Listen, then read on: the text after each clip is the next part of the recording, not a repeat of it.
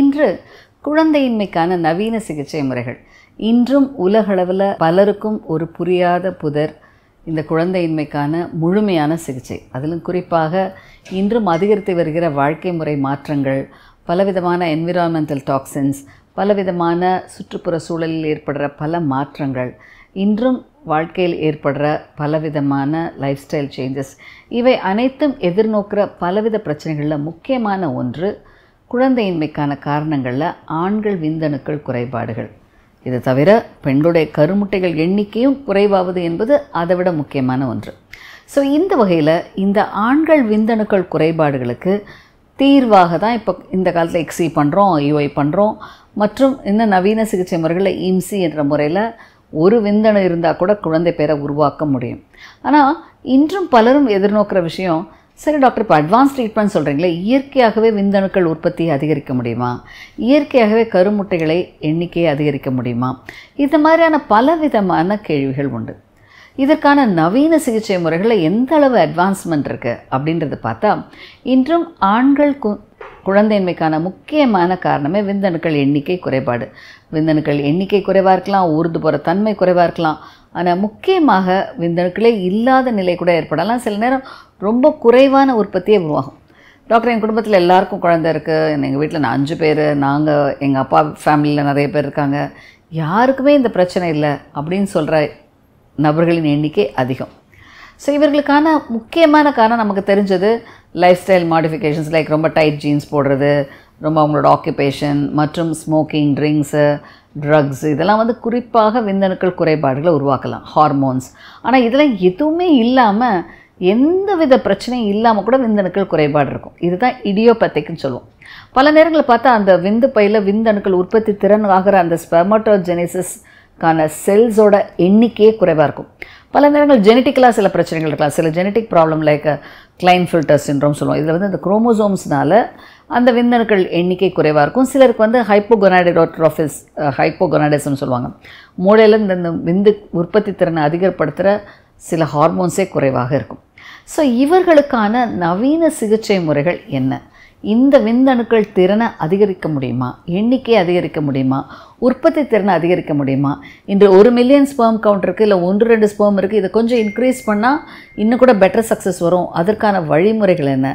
நவீன சிகிச்சை முறைகளில் இதற்கான ஒரு முக்கியமான சிகிச்சை முறை stem cell therapy. Stem cell therapy என்பது இன்று ரொம்ப அதிகமாக எல்லா துறைகளிலும் எல்லா வித திசுக்கள் டிஷ்யூஸையும் அதோட ரிப்பேரேட்டிவ், அந்த டிஷ்யூ டேமேஜ் ஆகிருக்கு அதை ரிப்பேர் பண்ணுறதுக்கு, ரீஜென்ரேஷன், லாஸ் ஆன டிஷ்யூஸை உற்பத்தி பண்ணுவதற்கு, இவை இரண்டுக்குமான முக்கியமான ஒரு விஷயமே இந்த regenerative and reparative effects of stem cells. Stem cells முறை மூலமாக பல விதமான இந்த திசுக்களை உற்பத்தி செய்ய முடியும் என்பது ஒரு முக்கியமான மாற்றங்களை இந்த காலத்தில் கொண்டு வந்திருக்குது. இந்த வகையில் இந்த ஸ்டெம் செல்ஸ் இது எங்கேருந்து கிடைக்குது? இந்த ஸ்டெம் செல்ஸ் 2 விதமான இருக்குது. எம்ப்ரியானிக் ஸ்டெம் செல்ஸ் சொல்லுவோம். எம்ப்ரியானிக் ஸ்டெம் செல்ஸ் தான் நம்மளோட கரு உருவாகும்போது அந்த பிளாஸ்டோசிஸ்ட், அந்த கருவில் இருக்கும் செல்ஸில் இருக்கிற செல்ஸ். இன்னும் ஒன்று நான் எம்ப்ரியானிக் இல்லாத மீசன்கைமல் ஸ்டெம் செல்ஸ். இந்த மீசன்கைமல் ஸ்டெம் செல்ஸ் என்பது நம்ம உடலில் பல திசுக்களில் இந்த ஸ்டெம் செல்ஸ் இருக்கிறது. இந்த ஸ்டெம் செல்ஸ் அதனுடைய மாற்றங்கள்னால எந்த டிஷ்யூவில் போய் அது அட்டாச் ஆகுதோ அதோட ஆர்என்ஏல சில மாற்றங்களை உருவாக்கி அந்த திசு செல்களை உற்பத்தியாக்குவது அதனுடைய ஒரு முக்கியமான திறனாக அமைகிறது. பல நேரங்களில் இந்த வகையான அடிப்படையான இந்த விஷயம் பலவிதமான மாற்றங்கள், குறிப்பாக சில நவீன சிகிச்சை முறைகளை உருவாக்கியிருக்குது. உதாரணத்துக்கு, ஒரு முட்டி எலும்பு தேய்வானாகி முட்டி தேய்ந்து வருகிறது, முட்டியில் எலும்புகளே இல்லை. அப்போ அவர்களுக்கு இந்த ஸ்டெம் செல் தெரப்பி கொடுக்கும் பொழுது அந்த திசுக்கள் உற்பத்தி அதிகரிக்கிறது. ஒரு பேராப்ளீஜியானா கை கால் விழுந்த ஸ்பைனல் கார்டில் ஏற்படுற சில டீஜென்ரேஷனால் கை கால் விழுகிறது. ஸோ இவர்களுக்கு இந்த ஸ்பைனல் கார்ட் செல்ஸை அதிகப்படுத்துவதற்கு ஸ்பைனல் கார்டில் இந்த ஸ்டெம் செல் செலுத்தும் பொழுது இதனுடைய திறன் அதிகமாகி இந்த இழந்த செயல் இழப்புகள் எல்லாம் திரும்ப பெறுவதற்கு வாய்ப்புகள் இருக்குது. இதே முறைகளை விந்து உற்பத்தி திறன் குறைவாக இருக்க ஆணுக்கு விந்து பையில் செலுத்தும் பொழுது இவை அதிகரிக்குமா அப்படிங்கிறது ஒரு பெரிய கேள்வியாக இருந்தது. இதற்கான பல சிகிச்சை முறைகள் தான் தற்காலத்தில் மாற்றங்களை கொண்டு வந்திருக்கிறது. அதன் மூலமாக இந்த மீசன்கைமல் ஸ்டெம் செல்ஸ், இந்த மீசன்கைமல் ஸ்டெம் செல்ஸ் எங்கேருந்தெல்லாம் கிடைக்கலாம்? ஒன்று அம்பலைக்கல் கார்டில் இருக்கும். நம்ம அம்பலைக்கல் கார்டில் கரு வளரும் பொழுது தொப்புள் கொடியிலும் அந்த நஞ்சிலும் இருக்கிற ஸ்டெம் செல்ஸ், இது அம்பலைக்கல் ஸ்டெம் செல்ஸ். இந்த ஸ்டெம் செல்ஸ் என்பது இது ஒரு வகையான நமக்கு ஒரே சோர்ஸ், இது கிடைக்குது. இரண்டாவது, நம்ம உடலில் உள்ள கொழுப்பு ஃபேட், அடிபாஸ் டிஷ்யூன்னு சொல்லுவோம். இந்த அடிபாஸ் டிஷ்யூவில் உள்ள ஸ்டெம் செல்ஸ் அதை எடுத்து அதனை உற்பத்தி திறன் அதிகமாக்கி அதன் மூலமாக இந்த ஸ்டெம் செல்ஸை உருவாக்க முடியும். இவை இல்லாது நம்மளுடைய ரத்தத்தில், குறிப்பாக பெண்களுடைய ரத்தத்தில் இந்த ஸ்டெம் செல்ஸ், மீசன்கைமல் ஸ்டெம் செல்ஸ் இருக்கிறது. எப்படி ஏற்படுகிறது? இந்த பெண் ஒரு கரு உருவாகும் போது, கர்ப்பமாகும் பொழுது அந்த நஞ்சிலிருந்து, அந்த கருவில் இருக்கும் டிஷ்யூலேருந்து ஸ்டெம் செல்ஸ் தாயின் ரத்தத்தில் கலக்கிறதுனால அந்த பிளசண்டா எக்ஸ்போஸ்டு டிஷ்யூஸ், அதாவது மீசன்கைமல் எக்ஸ்போஸ்ட் டிஷ்யூஸ்லேருந்து போஸ்ட்நேட்டில் குழந்தை பிறந்த பிறகு ஏற்படுற சில மாற்றங்கள்னால இந்த மீசன்கைமல் ஸ்டெம் செல்ஸ் ரத்தத்தில் கலந்து பெண்களுக்கு ரத்த ஓட்டத்தில் இது இருக்கலாம். ஸோ இதுதான் ஒரு முக்கியமான இன்னொரு இன்ட்ரெஸ்டிங்கான விஷயம். என்ன சொல்கிறாங்கன்னா, பெண்களுக்கு இந்த மாதிரியான பிரசவ நேரத்தில் ஏற்படுற இந்த மீசன்கைம் செல்ஸ் ரத்தத்தில் ஏற்படுறதுனால, ரத்தத்தில் கலக்கிறதுனால தான் இந்த பெண்கள் அதிகமாக ஆண்கள் உயிரோடு இருக்கிறாங்க. ஆண்களும் பெண்களையும் கம்பேர் பண்ணால் பெண்கள் அதிகமாக உயிரோடு இருப்பதற்கு காரணம் இந்த வகையான ஸ்டெம் செல்ஸ் அவர்கள் உடலில் வந்து அதன் மூலமாக டிஷ்யூவோட ரீஜென்ரேட்டிங் கெப்பாசிட்டி இன்க்ரீஸ் பண்ணுவது ஒரு பாசிட்டிவ் விஷயமாக கருதி அதனால் பெண்களின் வாழ்நாள் அதிகரிக்கிறது என்பது ஒரு சில ஆய்வு கணிப்புகளும் சொல்லியிருக்கிறது. இது ஒரு இன்ட்ரெஸ்டிங்கான விஷயம். ஸோ இந்த வகையில் இந்த ஸ்டெம் செல்ஸ் இதனை ஏதாவது ஒரு வழியில், ஒன்று கொழுப்புலேருந்து அடிபாஸ் டிஷ்யூலேருந்து எடுக்கிற முறை, அடுத்தது அவங்களுடைய போன் மேரோ அதிலிருந்து எடுக்கலாம். போன் மேரோவில் எடுக்கும்போது ரொம்ப குறைவாக இருக்கும், இந்த அடிபாஸ் டிஷ்யூவில் உற்பத்தி திறன் ரொம்ப அதிகமாக இருக்கும். ஸோ இந்த செல்ஸை வாங்கி இந்த செல்ஸை விந்து பையோட விந்து திசுக்களில் செலுத்தி அதன் மூலமாக இந்த விந்தணுக்கள் உற்பத்தி திறனையும் ஊர்ந்து போகிற திறனையும் அதோடைய உயிரோட்டத்தையும் செயலாக்கத்தையும் அதிகரிப்பதற்கு வாய்ப்புகள் உண்டு. ஸோ இந்த வகையில் இந்த ஸ்டெம் செல்ஸ் எடுக்கலாம், இதிலேருந்து அடிபாஸ் டிஷ்யூலேருந்து எடுக்கலாம். இவற்றை எடுத்து இந்த ஆணின் விந்து பையில் ஒரு செலுத்தி அதற்கு போகிற இரத்த குழாய்களில் செலுத்தும் பொழுது இந்த ஸ்டெம் செல்ஸ் இரத்த குழாய்களில் போய் அந்த விந்து உற்பத்தி திறன் ஆகிற அந்த செட்டோலி செல்ஸில் போய் ஆக்ட் பண்ணி ஸ்பெமட்டோஜெனிசிஸ், அந்த ஸ்பெமட்டோகோனியா அரஸ்டார் ஸ்டேஜில் இருந்ததுன்னா அவற்றை தூண்டுதல் செய்து அந்த தூண்டுதல் மூலமாக நல்ல ஒரு விந்தணுக்கள் உற்பத்தி அதிகரித்து வருகிறது.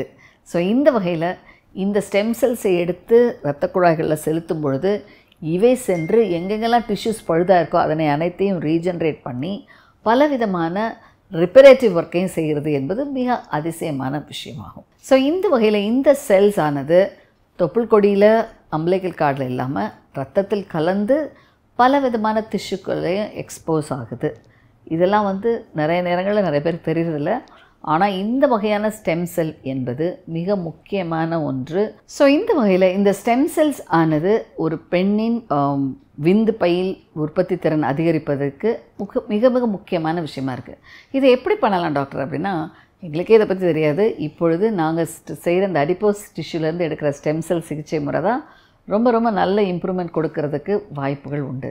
இதை நான் என்ன பண்ணுறேன்னா, பல நேரங்களில் விந்தணுக்கள் குறைபாடு இருந்தால் அதுக்கு மருந்துகள், மாத்திரைகள், antioxidants, vitamins, zinc, selenium, vitamin E, vitamin C இதெல்லாம் நிறைய கொடுக்குறோம். அதெல்லாம் விந்து உற்பத்தி அதிகரிக்கிறது என்பது யாரும் மறுக்கப்பட முடியாத உண்மை. ஆனால் இவை அனைத்தும் ஒரு லெவலுக்கு மேலே உற்பத்தி திறனை அதிகரிக்கிறது இல்லை.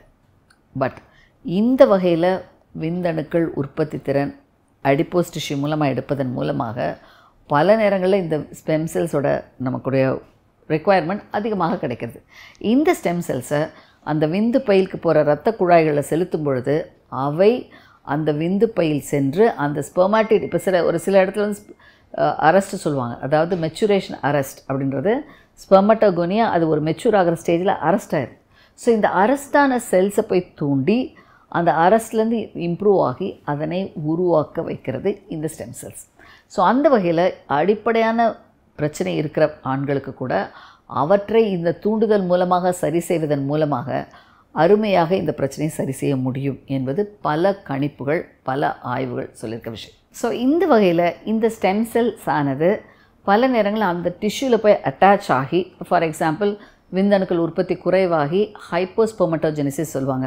அந்த ஸ்பெர்ம் உற்பத்தி ஆகிற திசுக்களில் அந்த ஸ்பெர்ம்ஸோட உற்பத்தி குறைவாக இருக்கிற இடத்துல இந்த ஸ்டெம் செல்ஸ் போய் சேர்ந்து அதன் உற்பத்தியை ட்ரிகர் பண்ணி அதனுடைய செயலாக்கத்தை தூண்டி அதன் மூலமாக விந்தணுக்கள் எண்ணிக்கை இன்க்ரீஸ் ஆகிறதுங்கிறது பல ஆய்வுகள் ப்ரூவ் பண்ணியிருக்கு.